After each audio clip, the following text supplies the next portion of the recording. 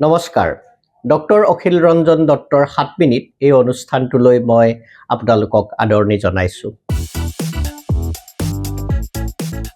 যোৱাটো অনুষ্ঠানত মই বিশ্বৰ এগৰাকী প্ৰসিদ্ধ ৰাজনীতিক ফিডেল কাষ্ট্ৰোৰ আত্মজীৱনী মাই লাইফ এ স্পোকেন অটোবায়োগ্ৰাফি সেই সম্পৰ্কে কৈছিলোঁ। আপোনালোকে মোৰ হাতত এই আত্মজীৱনীখন দেখিছে।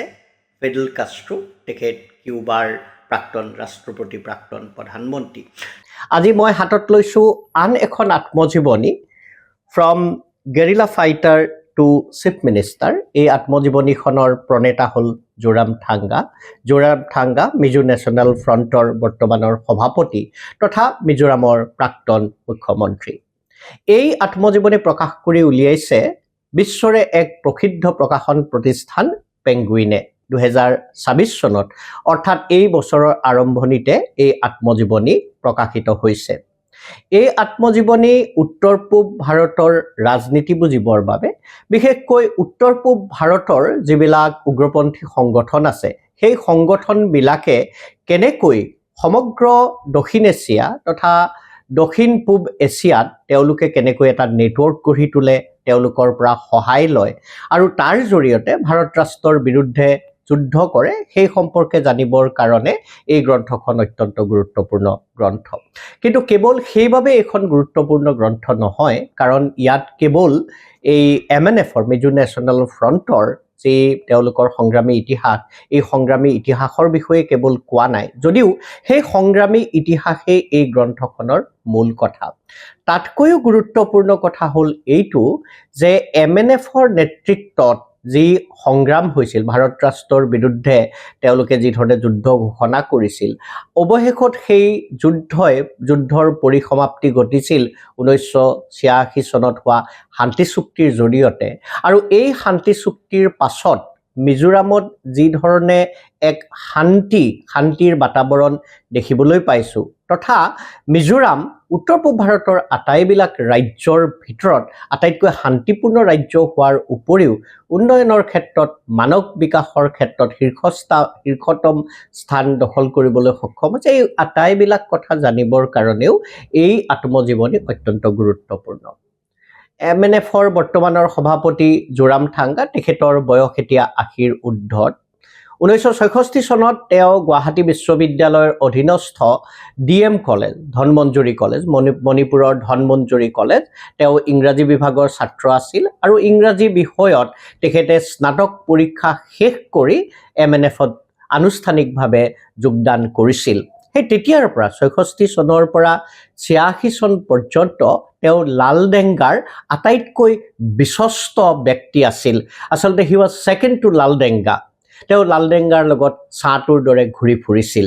কেৱল সেয়ে নহয় যে এটা উগ্ৰপন্থী সংগঠনে তেওঁলোকৰ কাৰ্যকলাপ চলাবৰ কাৰণে পৃথিৱীৰ বিভিন্ন দেশৰ লগত, উত্তৰ পূব ভাৰতৰ ক্ষেত্ৰত দক্ষিণ এছিয়া আৰু দক্ষিণ পূব এছিয়াৰ বিভিন্ন দেশৰ লগত কূটনৈতিক সম্পৰ্ক স্থাপন কৰে, সামৰিক ঘাটি প্ৰতিষ্ঠা কৰে।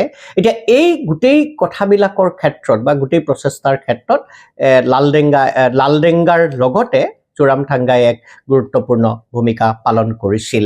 সেই সময়ত পূব পাকিস্তান, পাছত সেইখন বাংলাদেশ হ'ল, সেই সময়ত পূব পাকিস্তানৰ লগত তেওঁলোকে কেনেকৈ সম্পৰ্ক স্থাপন কৰিছিল, ম্যানমাৰত কেনেকৈ তেওঁলোকে শিবিৰ স্থাপন কৰিছিল, তেওঁলোক পাছত পাকিস্তানলৈ কেনেকৈ ৰাৱলপিণ্ডিকে আদি কৰি বিভিন্ন চহৰত তেওঁলোকে ঘাটি নিৰ্মাণ কৰিছিল, আৰু তাৰ যিবিলাক চিক্ৰেট এজেঞ্চিজ আছে, ইণ্টেলিজেঞ্চ এজেঞ্চিজ আছে, তেওঁলোকৰ লগত কেনেকুৱা ধৰণৰ সম্পৰ্ক স্থাপন কৰিছিল, চীনৰ লগত কেনেকুৱা সম্পৰ্ক হৈছিল, তাৰ উপৰি ইউৰোপৰ বিভিন্ন দেশৰ লগত MNFৰ কেনেকুৱা ধৰণৰ নেটৱৰ্ক হৈছিল, আৰু সৰ্বশেষত ভাৰত চৰকাৰৰ লগত কেনেকুৱা ধৰণে এক আলোচনা প্ৰক্ৰিয়াৰ মাজেৰে শান্তি চুক্তি স্বাক্ষৰ কৰিছিল। এই আটাইবিলাক কথা এই যিখন জোৰামথাংগাৰ আত্মজীৱনী তাত সন্নিৱিষ্ট হৈছে। এই যিখন আত্মজীৱনী, এইখন এই কাৰণেও গুৰুত্বপূৰ্ণ যে উত্তৰ পূব ভাৰতত বহু উগ্ৰপন্থী সংগঠন আছে, ইনচাৰ্জেণ্ট গ্ৰুপছ আছে, ৰিভলিউচনাৰী গ্ৰুপছ আছে, কিন্তু তেওঁলোকৰ যিসকল নেতা কোনেও আজিলৈকে এনেকুৱা ধৰণৰ আত্মজীৱনী লিখা নাই। সেইফালৰ পৰাও এখন অত্যন্ত গুৰুত্বপূৰ্ণ গ্ৰন্থ। তাৰ উপৰিও মই ইতিমধ্যে কৈছোঁ যে মিজোৰামেই এই সমগ্ৰ উত্তৰ পূব ভাৰতৰ একমাত্ৰ ৰাজ্য যিখন ৰাজ্যত আজি শান্তিৰ বাতাবৰণ আমি দেখিবলৈ পাওঁ। শান্তি চুক্তি হোৱাৰ পাছত এটা শান্তিৰ বাতাবৰণ দেখিবলৈ পাওঁ।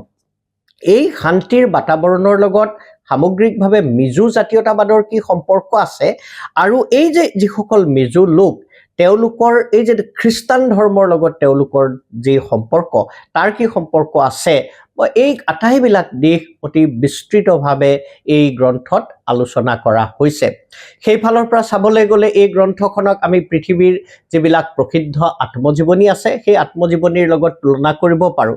ধৰক আফ্ৰিকাৰ বুৰঞ্জী বুজিবৰ কাৰণে, আফ্ৰিকাৰ ইতিহাস বুজিবৰ কাৰণে আমি যেনেকৈ লং ৱাক টু ফ্ৰীডম পঢ়োঁ নেলছন মেণ্ডেলাৰ, বা লেটিন আমেৰিকাৰ গোটেই ইতিহাস সভ্যতা সংস্কৃতি বুজিবৰ কাৰণে যেনেকৈ ফিডেল কাষ্ট্ৰোৰ এই যে মই যিখন গ্ৰন্থৰ কথা ক'লোঁ মাই লাইফ এ স্পোকেন অটোবায়োগ্ৰাফি পঢ়োঁ, ঠিক সেইদৰে উত্তৰ পূব ভাৰতৰ ৰাজনীতি বিশেষকৈ মিজোৰামৰ সভ্যতা সংস্কৃতি ইতিহাস বুজিবৰ কাৰণেও জোৰামথাংগাৰ এই আত্মজীৱনী from guerrilla fighter two chief minister এখন অন্যতম গুৰুত্বপূৰ্ণ গ্ৰন্থ।